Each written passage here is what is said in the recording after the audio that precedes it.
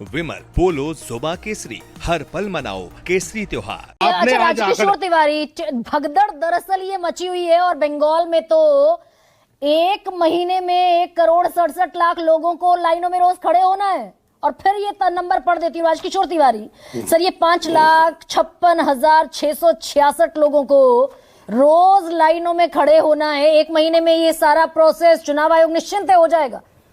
एक मैं ration card बनवाने चले जाऊं, मुझे 10 दिन लग जाएंगे। नहीं, खैर राशन कार्ड और इसमें थोड़ा सा फर्क है, क्योंकि इसमें प्रोएक्टिव होकर शासन प्रशासन अपने तरीके से काम कर रहा है। और मुझे लगता है कि जब ये बात आई थी बिहार को लेकर, तो हम देख चुके हैं, उस समय भी ये सवाल उठे थे। बहुत सारी चीजें देखिए, होता क्या है, जो आपने एक बहुत सेंसिबल सवाल उठाया अमृत सेन वाला, मैं बिल्कुल इस बात से सहमत हूं कि अमृत सेन जैसे लोग, आप आइडियोलॉजिकली किसी के भी विरोध में हो सकते हैं, उसमें कोई दिक्कत नहीं है। मोदी जी और सोनिया जी एक दूसरे के विरोधी होंगे, लेकिन एक दूसरे को ना थोड़ी कह देंगे कि आप कहाँ के नहीं है।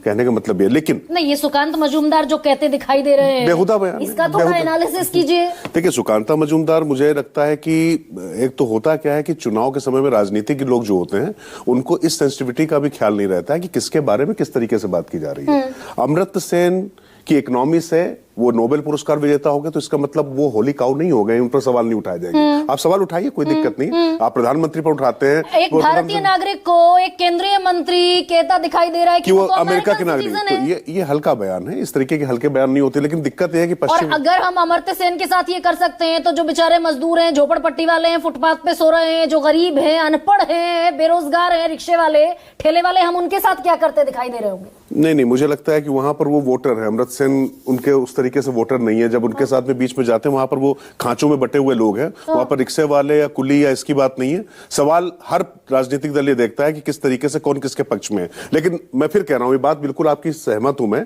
कि ये सेंसिटिविटी की बात है। जब आप भारत सरकार में मंत्री जैसे पद की आपने शपथ ली हुई है, तो ये सब बोलते समय आपको थोड़ा सा ध्यान रखना चाहिए था। और लेकिन पश्चिम बंगाल में राजनीति के ऐसे जो तमाम जो मानदंड है, या भारतीय राजनीति में ऐसे तमाम मानदंड, वो हम लोग देखते हैं कि तिरोहित करते रहते हैं। इकलौता दरअसल ठीक है, अमर्त्य सेन का मामला आया तो दरअसल ये सुर्खी बन गई।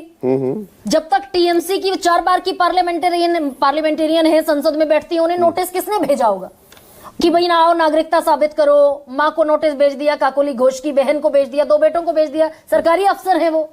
बिल्कुल गरीब जी, लेकिन देखिए, अपवाद नियम नहीं होते हैं। और मैं फिर कह रहा हूं कि जो अपवाद होते हैं, उन्हीं पर हम चर्चा करते हैं। और हमें लगता है कि हम उन्हीं पर चर्चा कर रहे हैं, तो ये उन विसंगतियों की तरफ इशारा करते हैं कि जिसकी तरफ ध्यान देना चाहिए चुनाव आयोग को। लेकिन यहां ध्यान रखना पड़ेगा कि चुनाव 2 प्रक्रिया है इसकी। एक तो एसआईआर हो रहा है, वो जरूरी या नहीं है, उसमें विसंगतियां हैं। उन विसंगतियों को इंगित करना चाहिए या नहीं चाहिए, ये 2 अलग चीजें हैं। तो भाई विसंगतियां हैं, तो उस पर तो बात होगी। हाँ, तो सर बात इस पर भी तो होगी कि 1,67,00,000 वोटर्स को लाइन में लगा दिया और समय दिया 1 महीने का। भाई कौन सी आफत है?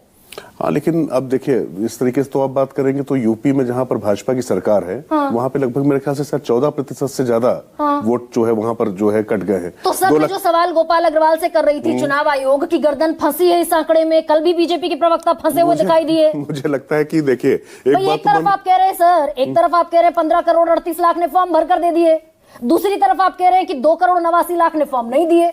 देखिए, 15 झूठ बोल रहा है ना चुनाव? नहीं, इसमें 15,38,00,000 में जो मेरी जानकारी है, जो जिसको मैं देख पा रहा, जैसे सपोज करिए मैं मूलतः कानपुर का रहने वाला हूँ। कानपुर में बीएलओ गया, मेरे घर पे गया, मेरे पिताजी ने मेरा फॉर्म यहाँ पर भर दिया। मैं यहाँ पर नोएडा में भी रह रहा हूँ, एक फॉर्म मेरा यहाँ से भी चला गया। आप समझिए, इस तरीके से इन चीजों की संख्या आ गई। जो लोग आधार से जुड़े हुए थे, उनको तो आपने तुरंत अलग कर लिया, आइडेंटिफाई कर लिया। तो जो नंबर्स आए हैं, उसमें किस तरीके से आइडेंटिफाई करने के बाद आगे चुनाव आयोग बढ़ रहा, इस तरीके से इसको मुझे लगता है कि देखना और सोचना चाहिए। लेकिन ये मतलब आप ये कह रहे हैं कि ये दोनों बयान कॉन्ट्राडिक्टरी नहीं है? और मैं इसलिए पूछ रही हूं आपसे फिर से कि हमने बाकायदा प्रेस रिलीज जारी करके कहा कि उत्तर प्रदेश में 15,38,00,000 वोटर्स का फॉर्म हमारे पास है, उन्होंने हमें सिग्नेचर करके वापस लौटा दिया है, हमने डिजिटाइज कर दिया, अपलोड कर दिया। कल आप कह रहे हैं कि इन्होंने फॉर्म ही नहीं लौटाया, 18.70% ने फॉर्म ही नहीं लौटाया।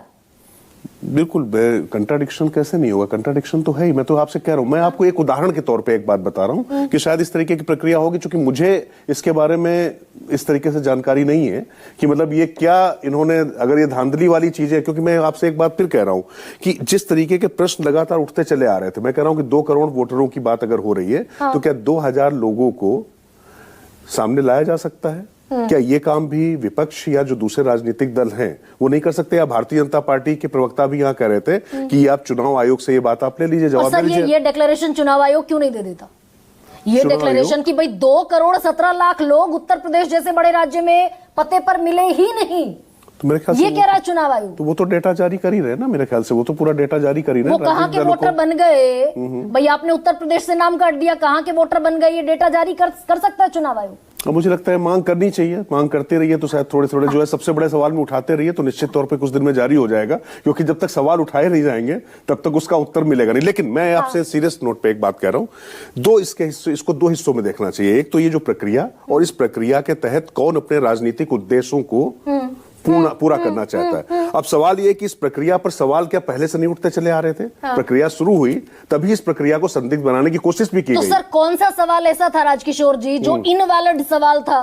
नहीं, पर मैं आपसे एक सवाल पूछ रहा हूं ना कि अगर 2 करोड़ लोग या 1 करोड़ लोग या 50 लाख लोग आपको लगता है कि उनके नाम जबरदस्ती काट दिए गए, तो उन 50 लाख लोगों में क्या 500 लोगों को भी सामने नहीं लाया जा सकता? तो योगेंद्र यादव लेकर पहुंचे थे सुप्रीम कोर्ट में कि कई फर्जी निकल गए थे। उसमें कई फर्जी निकल गए थे। अच्छा। कई फर्जी निकल गए थे उसमें, आपने देखा था ना। उसमें बाद में पता चला कि वो टीवी पे हम ही लोग देख रहे थे, यहाँ पर डिबेट भी कर रहे थे, पता चला कि जिसको किया गया था, जिसका नाम पीछे जर्सी पे छापा जा रहा था, वो पता चला कि वो कह रही कि ऐसा कुछ है ही नहीं, ऐसा तो कुछ हुआ नहीं था, हमसे कहने को कहा गया था। तो मैं इसीलिए कह रहा हूं कि सीरियसली 500 लोग अगर इस तरीके, मैं फिर कह रहा हूं केस स्टडी जब तक सामने नहीं आएंगे गरिमा जी, तब तक अगर ये धांधली हो रही है तो धांधली रोकी जाएगी। कॉन्स्टिट्यूशनल बॉडी का, मैं तो ये पूछ रही हूं भाई कि कॉन्स्टिट्यूशनल बॉडी का काम नहीं है, चुनाव आयोग नहीं क्लैरिफिकेशन देगा, ये विपक्ष की जिम्मेदारी।